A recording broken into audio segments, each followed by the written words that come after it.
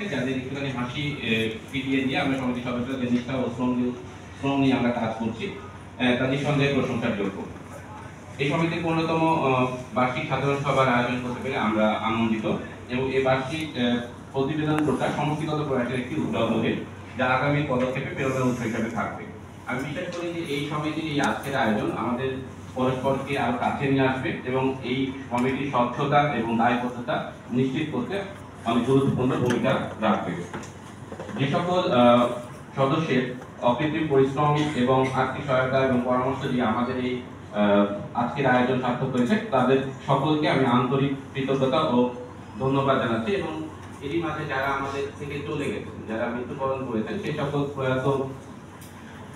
সদস্যদের আত্মার মাগফিরাত কামনা করছি এবং লৌকিক মানবতার আলোক বর্তিকা হয়ে রাজশাহী মেডিকেল কলেজ হাসপাতাল এগিয়ে যাওয়ার সামনে আমি এই প্রত্যাশা করছি এবং সবশেষে আমি ভূপেন হাজারিকার সেই কথাটা বলে শেষ করবো যে বলো কি তোমার প্রতি জীবনের অথই নদী পার হয় তোমাকে ধরে দুর্বল মানুষ যদি। আসলে আমরা যারা দুর্বল এখানে আছে তাদের আমাদের হাত যদি তারা একটু জীবনের